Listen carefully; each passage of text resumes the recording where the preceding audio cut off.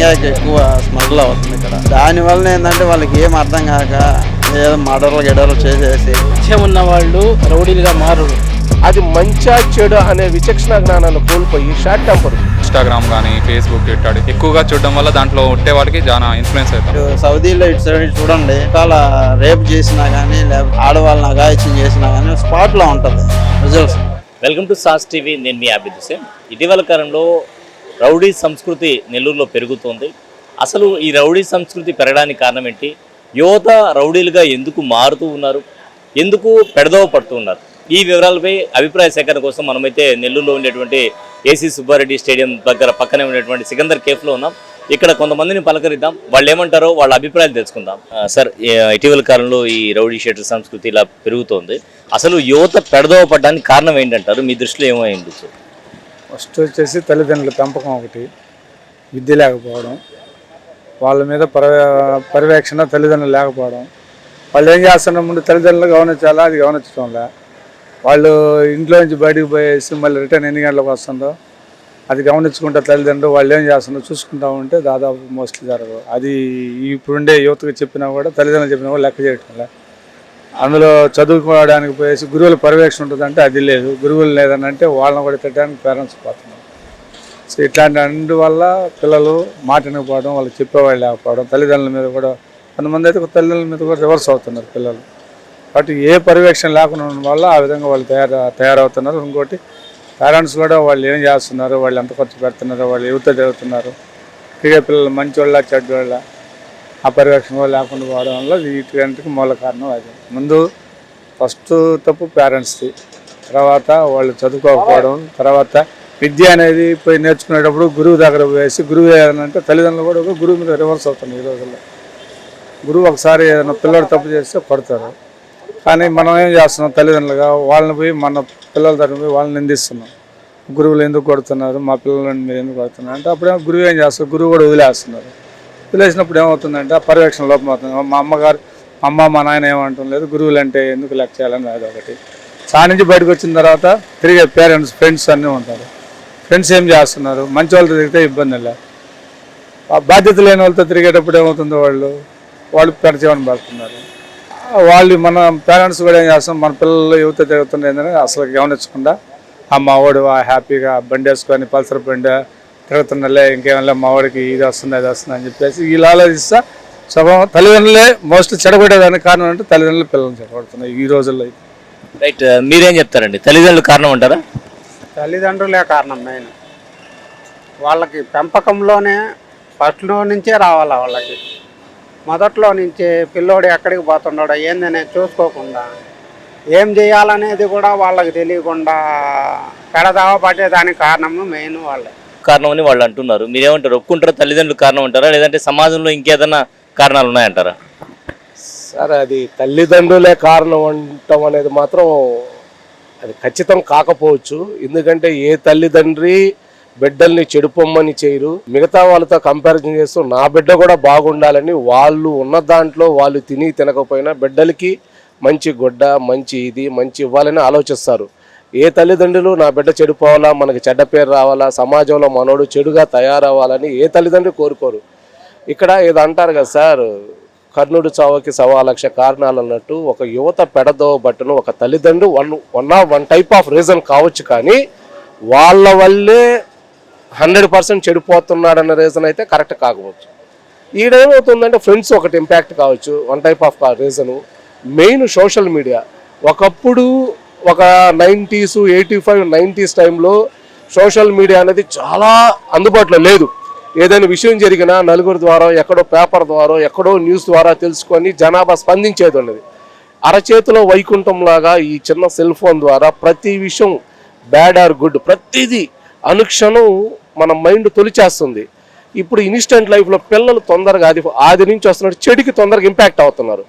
అది మంచా చెడు అనే విచక్షణ జ్ఞానాన్ని కోల్పోయి షార్ట్ టెంపరు, ఆ మద్యానికి బానిస కానీ, ఈ పొగాకు కానీ, ఈ ఫ్రెండ్షిప్ కానీ, వీటన్నిటి వల్ల వాళ్ళు ఏదైనా డెసిషన్ తీసుకునే టయానికి ఎక్కువ ఇవ్వటం షార్ట్ టెంపరు.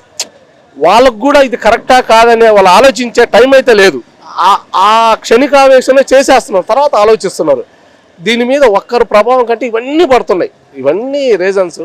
కానీ ఫస్ట్ యువతలో ఎలాగైతే చెడు ప్రభావం ఒకరిని చూసి నేర్చుకుంటున్నారో మంచిని కూడా ఒకరిని చూసి నేర్చుకునే సహనము ఓపిక ఉండాలా.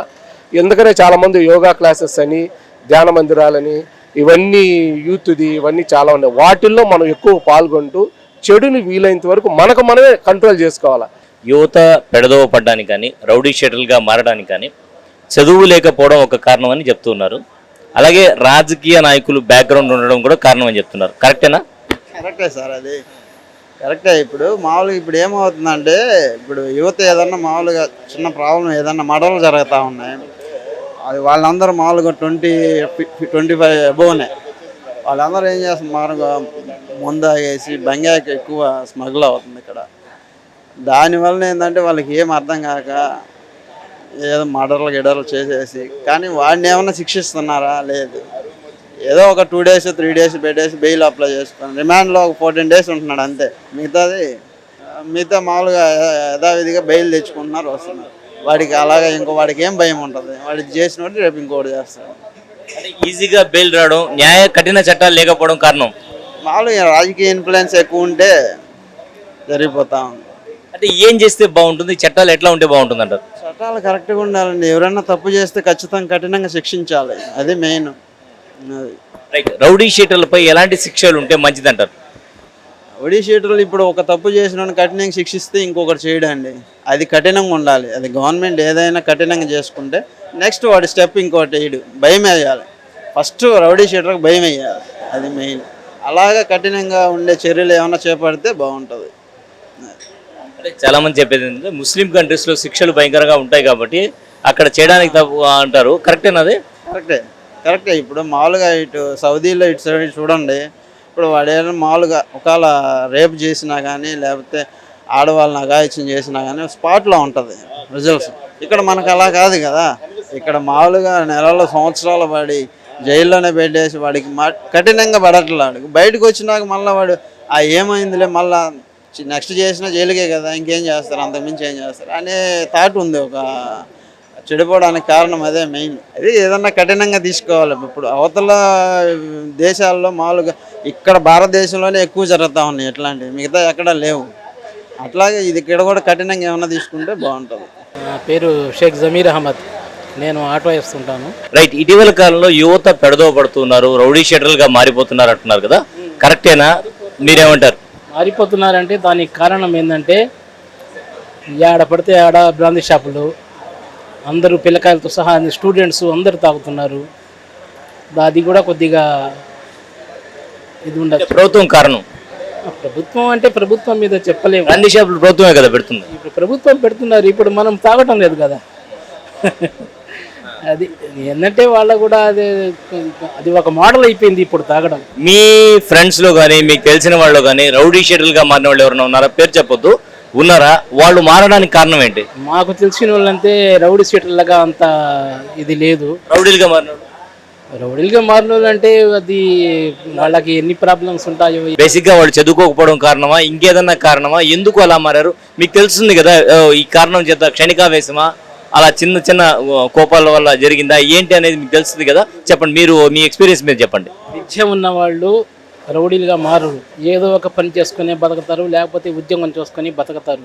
మెయిన్ కారణం ఏంటంటే విద్య లేకపోవడమే. చదువుకున్న వాళ్ళు రౌడీలుగా మారడం లేదా, ఓన్లీ చదువుకునే వాళ్ళే రౌడీలుగా మారుతున్నారా? తని లేదు, ఎక్కువ శాతం ఏంటంటే చదువు లేని వాళ్ళే దానికి కారణం అవుతారనమాట. యువత ఉన్నారు, యువతతో మాట్లాడదాం. అసలు యువత ఏమనుకుంటుంది? ఇటీవల కాలంలో ఈ పెరుగుతున్న రౌడీ సంస్కృతి కావచ్చు, యువత పెడదవ పట్టడం కావచ్చు, దీని మీద యువత అభిప్రాయం తెలుసుకుందాం. చెప్పండి, అసలు ఇలా యువత మారడానికి కారణం ఏంటి? అంటే యువత చాలా మంది పెడదవ పడుతున్నారని చెప్తూ ఉన్నారు, అందరూ కాదు కానీ కొంతమంది. దీనికి ప్రధాన కారణం ఏంటంటారు? ఎక్కడ లోపం ఉంది? ఏం లేదు, మనకి మెయిన్ సెల్ ఫోన్స్ ఇంటర్నెట్ వల్ల మెయిన్ దాంట్లో మనకి చాలా మిస్లీనింగ్స్ ఉంటాయి డైరెక్ట్గా, దానివల్ల మెయిన్. ఇంకా చుట్టుపక్కల జరిగే సంఘటనలు కానీ దానివల్ల ఇంకో కాజ్ ఉంటుంది. ఇంకా పిల్లలు ఈజీగా ఇన్ఫ్లుయెన్స్ అయిపోతారు ఈ మూవీస్ వీటిని చూసి. సో మామూలుగా సమాజంలో చదువుకోకపోవడానికి ఇది కారణం అంటారా, లేకపోతే సోషల్ మీడియాని ఎక్కువగా చూడడం వల్ల ఈ విధంగా ఇన్ఫ్లుయెన్స్ అవుతున్నారంటారా? ఎక్కువగా చూడడం వల్ల ఇన్ఫ్లుయెన్స్ అవుతారు. చదువుకోవడం వల్ల అంటే అది మనలో ఉంటుంది చదవాలా లేదా, కానీ సోషల్ మీడియా ఇన్ఫ్లుయెన్స్ వల్ల ఎక్కువ కారణం. అంత ఇంపాక్ట్ ఉంటుందా సోషల్ మీడియా వల్ల? అంటే మనం చూసేదాన్ని బట్టి ఎక్కువగా చూస్తామంటే వాడడం కానీ వేరే వేరే డిఫరెన్స్ ఇప్పుడు ఇన్స్టాగ్రామ్ కానీ ఫేస్బుక్ ఇట్లాంటి ఎక్కువగా చూడడం వల్ల దాంట్లో ఉంటే వాళ్ళకి చాలా ఇన్ఫ్లుయెన్స్ అవుతామని. సో మీరు చాలా మంది యువతను చూస్తుంటారు, మీ ఫ్రెండ్స్లో కానీ ఇలా ఇంపాక్ట్ అయ్యి చెడిపోయిన వాళ్ళు ఎవరైనా ఉన్నారా? పేర్లొద్దు, ఎవరైనా ఉన్నారా ఇలా? ఏ ఏ సందర్భాల్లో వాళ్ళు ఆ విధంగా తయారయ్యారు చెప్పండి. ఉన్నారు అంటే చాలా మంది అని లేరు, కొంతమంది ఉన్నారు ఇన్ఫ్లుయెన్స్ అవ్వడం. కానీ కొన్ని మూవీస్ చూడడం కానీ దానివల్ల ఈ స్మోకింగ్కి వాటికి అలవాటు పడడం కానీ అట్లా చూసి ఇన్ఫ్లుయెన్స్ అయిన వాళ్ళు ఉన్నారు. స్మోకింగ్ చేసేవాళ్ళు మీ ఫ్రెండ్స్లో ఎంతమంది ఉంటారు?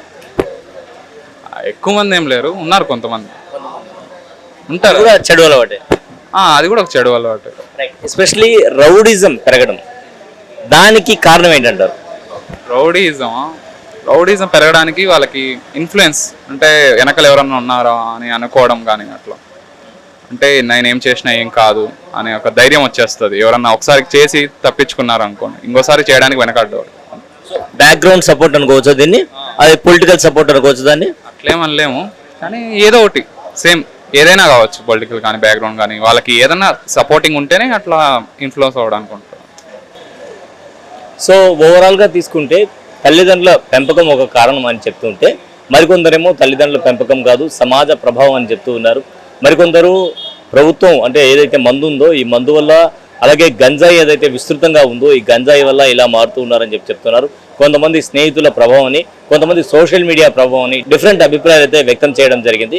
ఓవరాల్గా తీసుకుంటే మాత్రం మొత్తానికి తల్లిదండ్రులు కావచ్చు అంటే చిన్నప్పటి నుంచి కూడా వాళ్ళ పెంపకం మీద శ్రద్ధ వహించడం, ఆ తర్వాత సమాజంలో స్నేహితులు ఎవరైతే ఉన్నారో మంచి వారితో స్నేహం చేయడం, చెడు వ్యసనాలకు దూరంగా ఉండడం, వీటి వల్ల యువత మంచి దోవలో నడిచేటువంటి అవకాశం ఉంది. లేని పక్షంలో యువత పెడదోవ పట్టి రౌడీ షెటిల్గా మారేటువంటి అవకాశం ఉంది. తమ జీవితాలు నాశనం చేసుకునేటువంటి పరిస్థితులు వస్తూ ఉన్నాయి. అలాగే రాజకీయ నాయకులు వీళ్ళని ప్రోత్సహిస్తున్నారు. కాబట్టి ఇవన్నీ కూడా సమాజంలో పరిస్థితులు మారాలి. ఓవరాల్గా కఠిన చట్టాలు ఉంటే, నేరం చేయడానికి భయపడేటువంటి పరిస్థితులు ఉంటే మాత్రం ఎవరు కూడా నేరం చేయరని చెప్పి యువత కావచ్చు, పెద్దవాళ్ళు కావచ్చు, విద్యార్థులు కావచ్చు అందరూ కూడా చెప్పడం జరిగింది. ఇది ఇవాళ ప్రత్యేక కార్యక్రమం. మరో ప్రత్యేక కార్యక్రమం మళ్ళీ కలుద్దాం. అంతవరకు సెలవు. నమస్కారం.